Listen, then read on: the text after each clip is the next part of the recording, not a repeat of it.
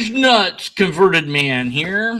All right. So last time I looked at this website here that Nate has, and there were some comments I got on the last video. Some friends of his or supporters of his, whatever, came over to grumble on my last video. And some misunderstandings, misconstrusions on many people's parts on the point I was trying to make. So let me clear that up, and then we'll do the final part of this before I go on. So first of all, these I use the word citation, but honestly, they're not really citations. Wow, the comma is way over here. Great formatting. Anyways, so when you quote someone, see, this is a quote here. That's not really a citation. Not really. It's just a quote. Okay. So usually when you have a citation, you'll say, you know, the thing that's true, the work that you're citing, and then you'll have like the little number 1 next to it, or a little asterisk, and you know that it's about. So these are just cherry-picked quotes that come from, in this case, John Burroughs. That's all this is. The next part that comes, all this, and all this, and let's see, how far does this go down? All the way, let's see. Okay, until then, all that is not cited. There is no citations for any of this at all. Okay? So the only time he uses citations, and I'm using that word extraordinarily liberally, is when he's quoting from the Bible, or he's quoting some intelligent design person or creationist or apologetic page. The only time he quotes anybody even slightly relevant to science is Neil deGrasse Tyson. And they're all cherry-picked quotes. They're all out of context quotes where you'd have to read the rest of it to know what they were talking about. None of these are scientific. None of these are about cosmology. None of these are actual peer-reviewed, published papers on science. Okay? He's making scientific statements about the nature of reality without citing any actual scientist. And you can know he's wrong because of the numerous links I've provided in the description that show that the expansion of the universe is not an explosion. The idea that stuff came from nothing is not a scientific idea. Nobody says this. Nobody claims that existence came from non-existence, except actually the theist actually claims that. With God's help, everything came from nothing, apparently, but not science. So the equivocation of singularity between a black hole and the singularity of the universe is obvious if you read all the papers that I link. This guy doesn't know what he's talking about. If you think that's not very friendly or not very nice, too bad. I'm just saying the truth. Oh, you're insulting him. No, I'm attacking his ideas. His ideas are utter garbage. He uses nothing but creationists and apologists to try to boost what he has put here. And the only, like I said, the only time he quotes anybody even remotely scientific is Tyson, and he just cherry picks that as well. This is not a scientific paper. You shouldn't believe anything that he wrote. Learn science. Learn real science. Because this isn't it. Intelligent design is pseudoscience. Okay? J. Warren Wallace is an apologist. That's nothing to do. Whatever he says about fine-tuning is going to be wrong because he doesn't know what he's not a cosmologist. He doesn't know what he's talking about. This is the only thing that he quoted. The only cherry pick quote that he used was Neil deGrasse Tyson. And Neil is a science communicator, but he's not a cosmologist. He he knows some stuff, but yeah. This thing is all Christian website, and so is suspect. And then this has nothing to do with anything, and predates when we would know about cosmology, what we know about cosmology today, anyways. So these aren't citations that matter and are not relevant. Okay? Did we clear that up then? Did you actually read what I cite? No. Okay. All right. So that's week 2. Let's see. Where is week 3? Okay. So yeah, Pascal's wager. All right. So I just want to make sure everyone's got that. Everyone understands that the explosion is not an explosion for the Big Bang. Maybe you'll find a couple pages that say explosion, but if you again read all the things I've linked in the description here, you will see that it's not explosion. Oh, it's like that. No, it was explosive. No. If they say it was like it, that doesn't mean it wasn't. Like they're trying to make an analogy, okay? And so one person's like, look up explosion. No, you read the papers I provided and see that they don't say explosion. You're the one that needs to fix what you think is incorrect, not me. I know I'm right on this. Scientists do not mean explosion in regards to the Big Bang. The whole reason it's called the Big Bang was because it got popular as the name, and the whole name was made as an insult to the idea in the first place.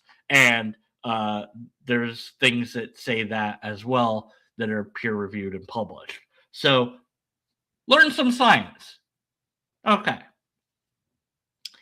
And if you're going to cite people, actually cite them in a way that matters. Don't just cherry pick quotes like this guy did. Okay? And we don't need to read the rest of whatever he wrote because that many logical fallacies and anti-science in the first few paragraphs that I read last time means there's no way he's going to fix all that later on in his writing. There's already more than enough reasons to dismiss in full his conclusion. It's going to be wrong because he's using non-science to make scientific statements. So his conclusion doesn't follow. A lot of people are like, oh, I see design in the universe. That's nice. That's a you problem. That's not a me problem. What method are you using to deduce that it's design and not just nature doing what nature does? You need a methodology. If you don't have one, then you're just seeing design because we're pattern seeking creatures that do that. I don't see design in the universe. I just don't. So that's a you problem. Anyways, all right, now let's talk about week 3, which is Pascal's wager. And I've covered Pascal's wager, but sure, let's read some of this, maybe not all of it, and we'll go from there. Blaise Pascal was a very intelligent philosopher. Well, that's subjective. I don't know if he was very intelligent. Mathematician and physicist of 1600s. Yeah, he's a long time ago. He encouraged unbelievers to make a bet of sorts, later called Pascal's wager, which goes like this. There's 4 possible outcomes that can result for your choice to be Christian or not. It's interesting because it's not really how Pascal's wager is typically laid out.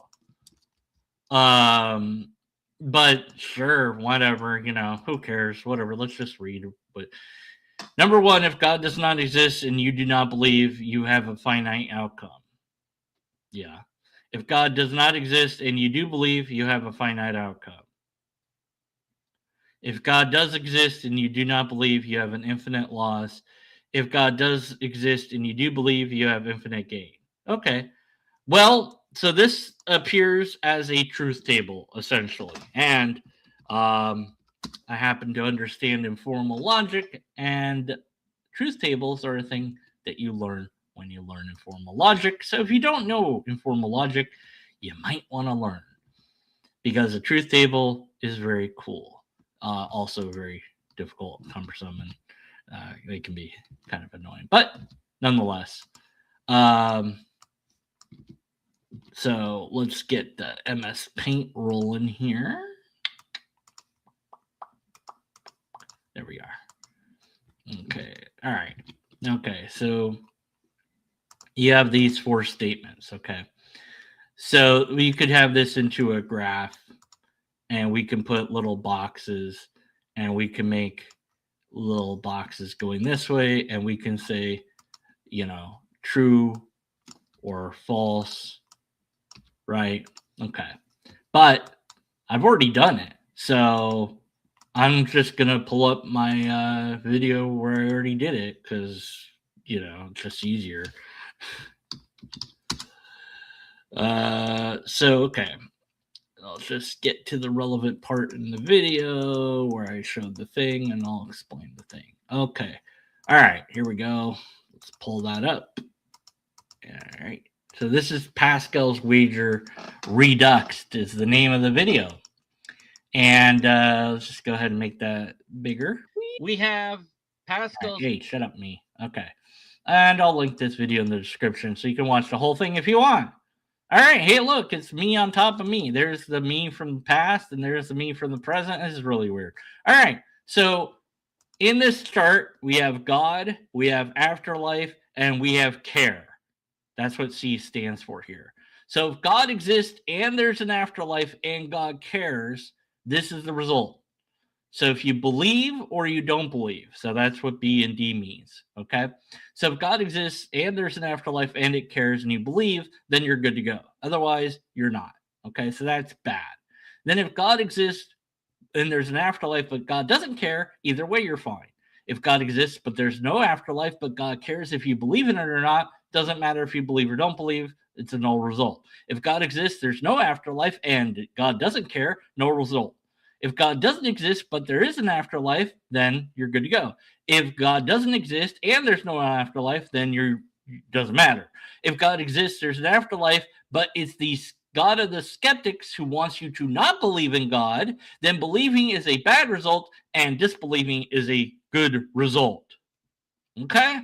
But it gets worse.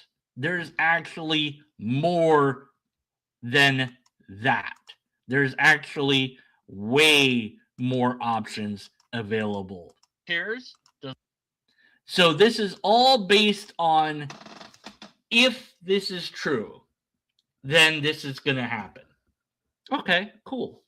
I have another video, and I'll just, go ahead and pull that up, and I'll link it in the description. And my viewers are very familiar with this. It's called The Challenge. And in that video, I present a very simple scenario. You do this challenge. You do what the video says. Very simple. You go outside in your underpants. Of course, you have to have red hearts on the underpants. Okay. You then spin around counterclockwise as you sing "I'm a Little Teapot, Short and Stout." You then must, of course, videotape all of this and email me that. And once you've done that, and I receive your email with you doing this action, then you get every single wish that you ever want granted. You get as many wishes as you want, and all of them will be granted in full. Okay? And it won't be like a trick, like your wish will be a bad wish, or, be like, I want to fly, so the genie turns you into a fly. No, it's like, if you want to fly like Superman, that's what you meant, that's what you get. Okay? And then not only that, but it's granted in a way that makes sense. Like that, you not only can you fly, but you can breathe high in the atmosphere, and you can detect planes and other things around you, and your face is resistant to wind and all the things that you would need to be able to fly. in a way like like Superman does. Okay, so nobody has done this challenge. Not a single person has actually sent me a video of this. I don't make the rules. I'm just telling you what the rules are. So if it's true, then you get this wonderful, terrific reward. But nobody has done it yet. Not a single person. Why? Well, lots of reasons. But just think about it for a while. Really think about this. So the offer is amazing. Just do this silly activity, send me that, and you get this wonderful, terrific, all the wishes you want. You might, it's like, hey, you think you'll be embarrassed for a while? Well, guess what? One of your wishes can be that nobody remembers that video getting posted and the video gets erased. Yeah, why not? So, why not do it then? And if you did do it and nothing happens, well, what did you really lose? A little bit of pride. So what? It only took a couple minutes of your time, right? But nobody's done it.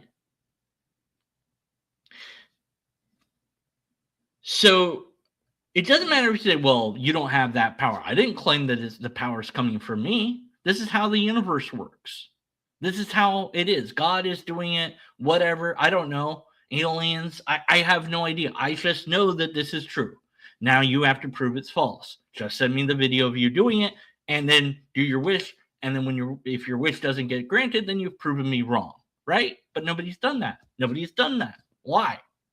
And really ask yourself why.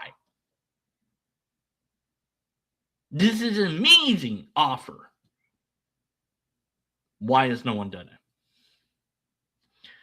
I could present other scenarios just as crazy as this and offer insane rewards if you do the thing that I want you to do. And then present you with the, if it's true, then you get this wonderful reward. Cool. So why not give it a shot? But if I said, and this is a moment of your time, this isn't the rest of your life. But if it was your entire life that you have to do something, every day you have to touch your nose with your left pinky. If you don't have a left pinky, you can't do this. Sorry. But if you have a left pinky and you touch your nose every single day from now on until you're dead, obviously, then what happens after you die is you get reincarnated into another person that has a better body than you ever did, sort of body you've always wanted. You get all these riches. Everything in life's going to be amazing. There's going to be no more pain, no more suffering. It's just going to be fantastic. And you get to exist for as long as you want, doing whatever you want all the time. And the only cost is you have to touch your nose with your pinky every single day for the rest of your life. You don't have to believe that it will work either. You just do it. Touch your nose with your left pinky every day from now on, and that's what will happen. Now, are you going to do it? Are you going to start touching your nose with your pinky? No? Why not? If it's true, you get this wonderful reward. And if it's not true, so what? It didn't take that much of your time. And I'll make it even better. If you forget a day or two, that's fine. As long as you remember to do it most of the time. As long as you try to do it, that will be enough. I can come up with more scenarios like this. Countless scenarios of if you do X, then Z good result will occur. Why not do X? But notice what I am not doing. I'm not giving you actual empirical evidence for any of it. I'm not giving you any actual tests that you can resolve simply. And in that challenge scenario that I presented, where there is kind of a test you could do, there really isn't a reason for you to perform that test because I haven't given you any reason to believe that doing the action will result in the outcome that is promised. This whole wager melts away into vapid wish fulfillment seeking when examined with logic, something a lot of you desperately need to learn informal logic. If you believe Nate's book is good, you need to learn informal logic. If you think that anything that he wrote is decent, you definitely need to learn informal logic. And if you think Pascal's wager is a good argument, you definitely need to learn informal logic because it isn't. And I am demonstrating why and what I am saying now with these other scenarios. If X is true, then Z. That's nice. Now show me that that's true. It's not good enough to just say, but if it's true, then that's great. Oh, cool. Yeah, and if it's not true, well, then you just wasted your time. So what? It's that time matters to me. It matters here and now because I value what is real and true, and I don't want to waste my time. You don't want to waste your time touching your pinky to your nose every day. Left pinky, don't forget. Right pinky doesn't count. You don't want to waste your time and energy spinning around counterclockwise in underpants and sending me that video. You don't want to waste your time doing that because you, not just that you know that nothing will happen or you strongly suspect that, although you probably should, but because I've given no evidence that it will result in anything. I've just made a claim that it will.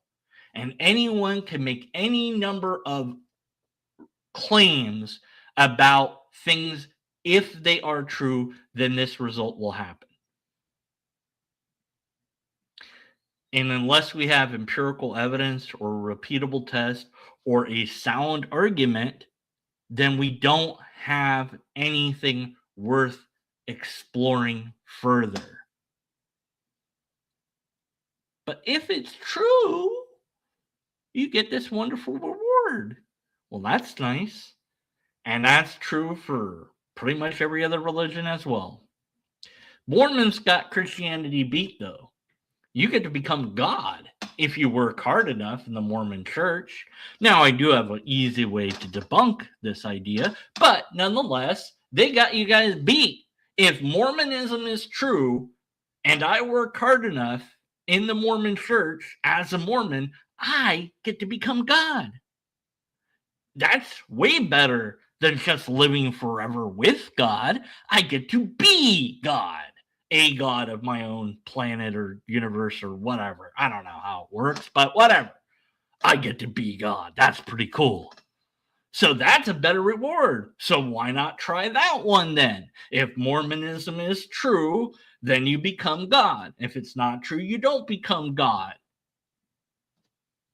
And what's the harm in trying? Well, what reason do I have to believe it's true? None. None. Oh, okay. Okay. If Christianity is correct, then when believer dies, they receive eternal life. Yes, and if Hinduism is true, when you die, you go to nirvana or you reincarnate if you didn't do good enough. And if Mormonism is true, then when you die, you did hard enough work, you become a god. And if Scientology is true, then when you die, if you did Scientology correctly, you will evolve into the next state of whatever the hell their weird beliefs is. And if the lobsterist is true, and if fill in the blank is true, then X will happen. That's nice. How about some freaking evidence? Anyone who rejects God is put into a horrible place separate from God. Okay, so rejecting God. Let me talk a moment about this idea. There is a person named Sam. And you've never met Sam. Sam's a really cool guy. And Sam wants to give you $1 million. He does. Now, there is, of course, a catch. There is. I know. It's a small catch. Sam only works through me, Deconverted Man. And to show good faith towards Sam, to show that you believe in Sam and you believe in his $1 million gift, a small token is in order. A very small token.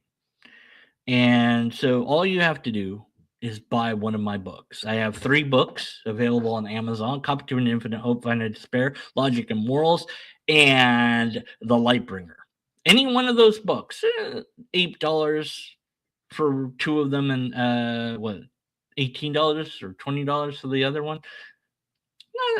Not that much money, and I don't even get that full amount, by the way.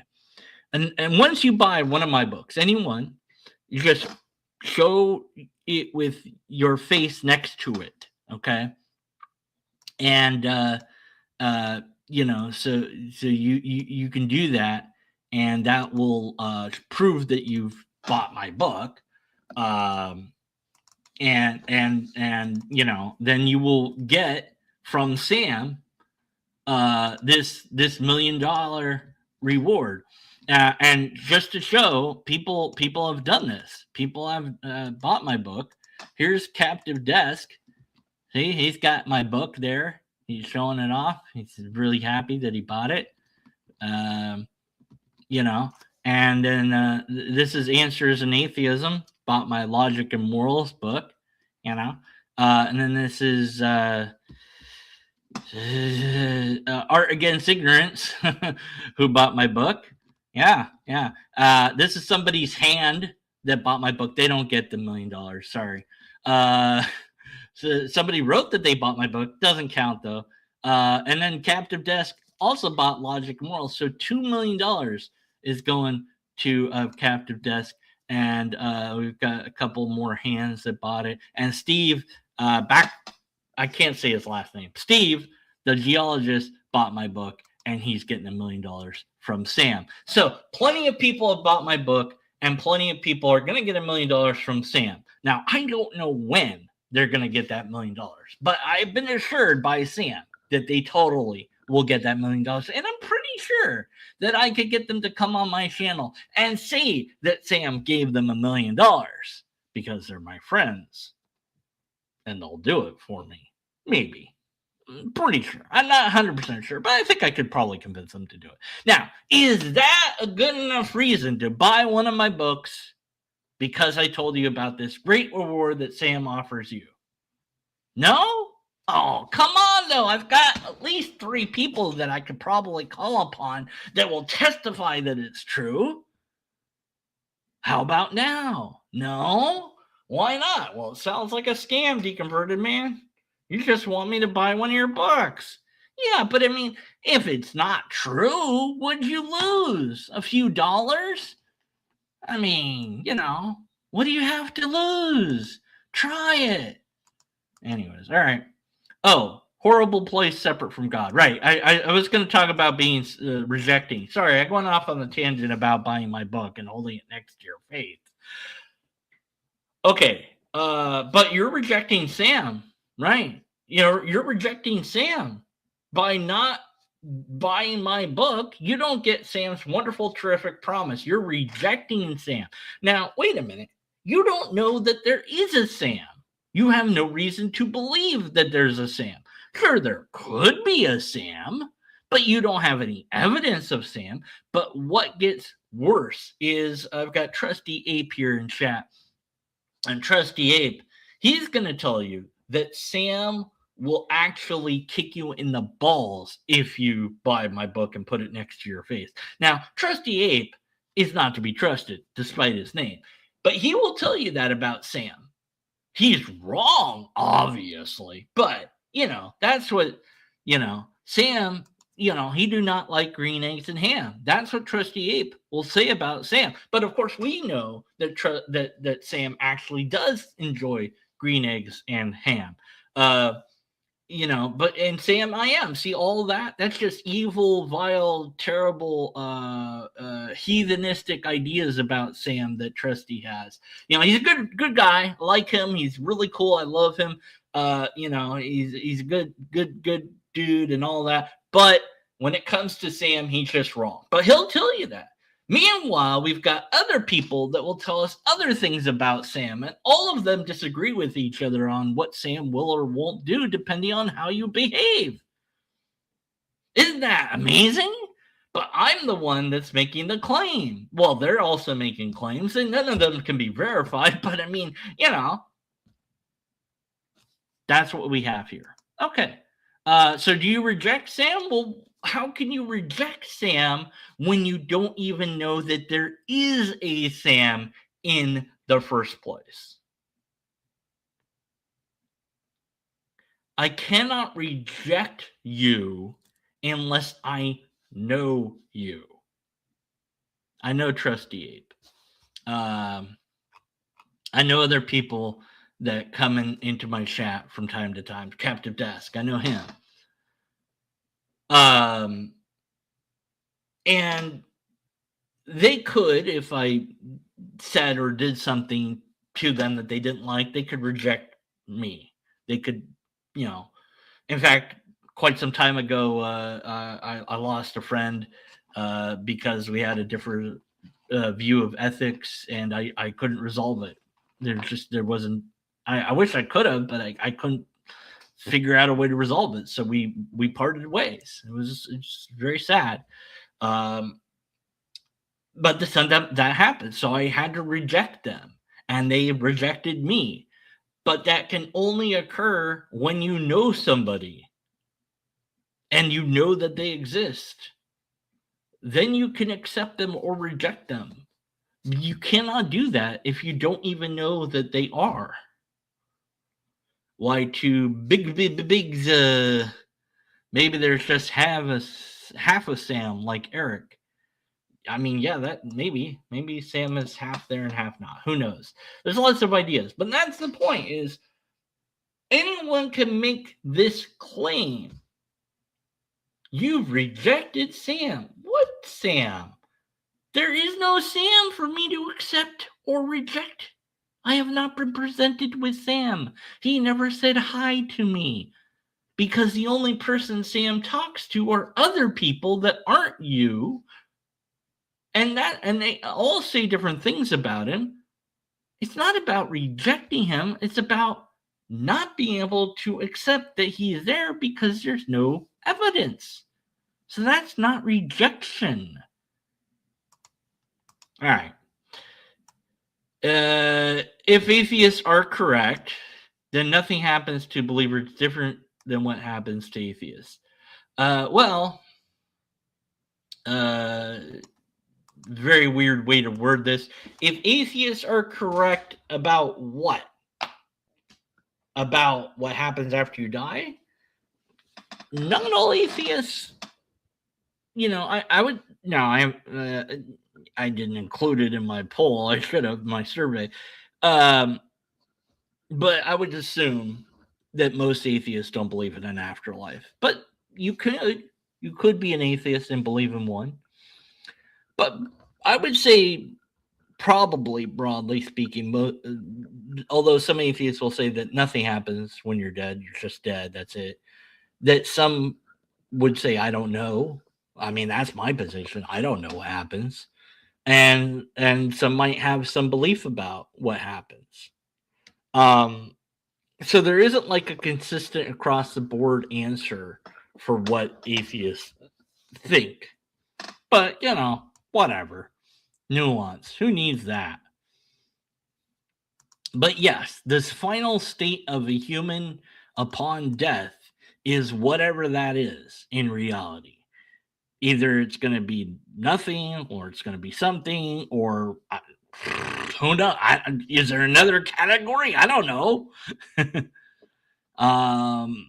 One thought had a very interesting idea that because your brain releases all these chemicals upon death, that from your point of view, time slows to a crawl and you just enjoy this bliss endlessly from your perspective.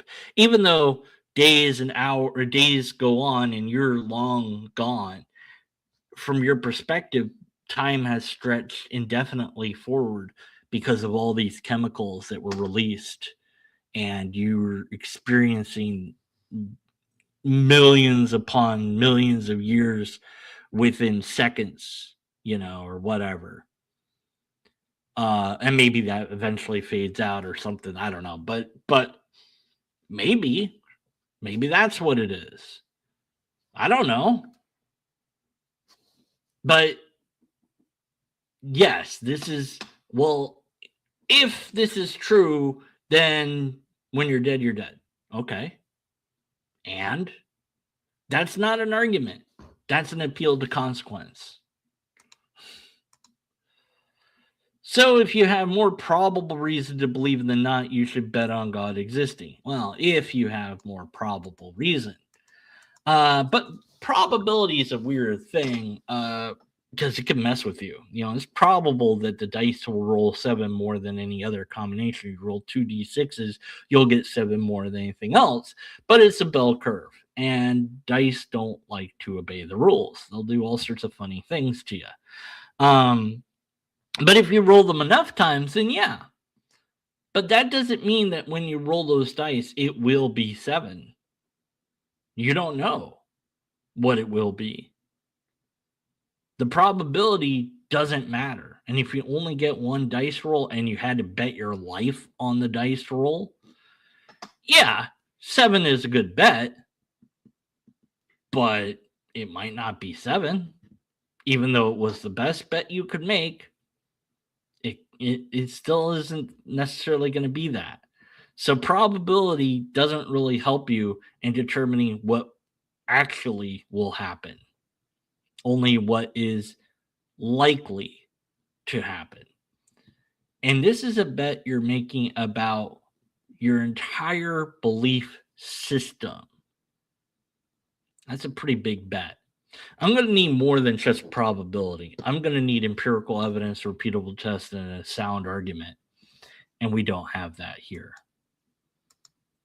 Pascal's wager isn't necessarily an argument for God. It's not an argument at all. But it provides a different perspective on the decision to follow God. No, it really doesn't. If we find Christianity to be more probable than not, I mean, based on what metrics, what system are you using to deduce that? I must confess, Christianity is far, far, far, far, far, far, far, far, far, far, far more probable than not. Wow. I don't think you said far enough times. 1, 2, 3, 4, 5, 6, 7. Oh, you said it 7 times. Amazing. Wow. Well, I don't think it's probable at all. I think it's completely improbable. So, okay. Hence my writing of this book. The best option by far is follow, even if we do not have proof. Well, no, if you don't have proof, then there's no probability at all. If you have no proof, then there is no way to know the probability. I put proof in quotes because we don't really have 100% proof for anything. This is the kind of equivocation that some apologists mess with when it comes to this sort of stuff. Proof, 100% proof exists in mathematics, and that's it. I don't care.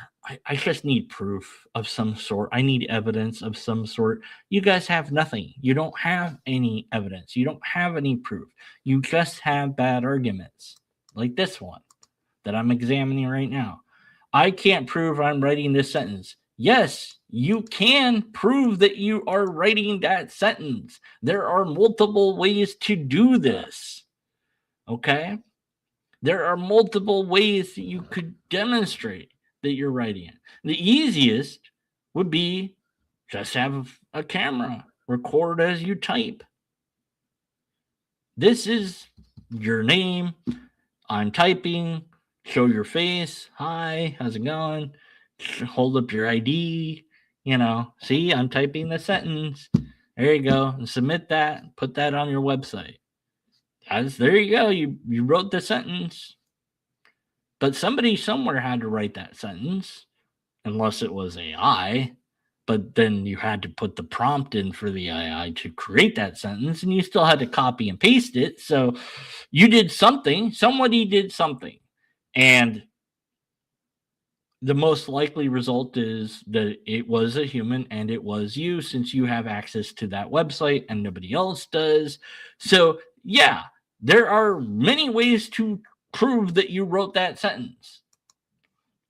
Anyways, I could be sleeping. No, because you can't type sentences that are coherent in your sleep. That doesn't make sense.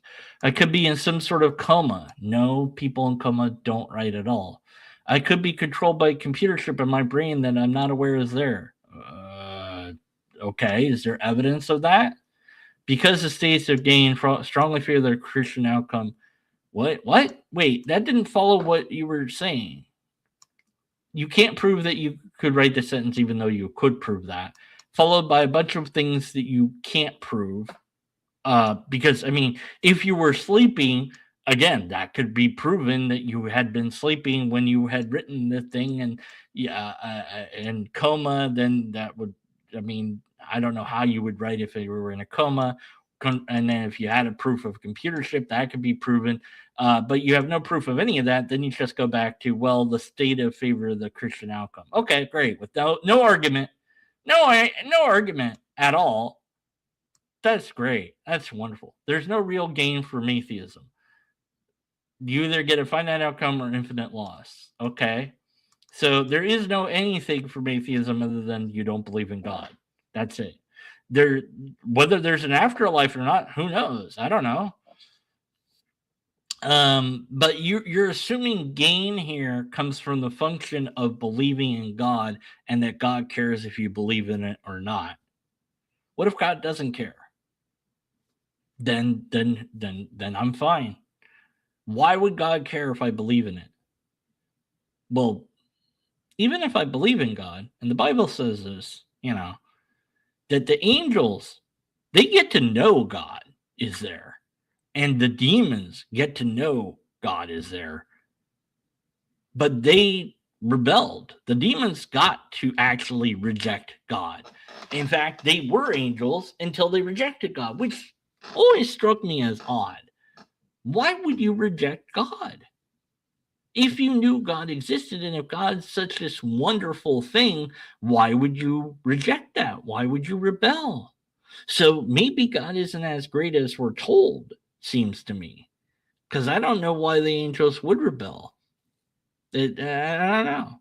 They didn't like how God was running things, but they knew that they couldn't run things, even if God wanted them to run things or let them, he couldn't, because it's not within his power set to do so. So the angels knew all that, and they rebel anyways, knowing their fate.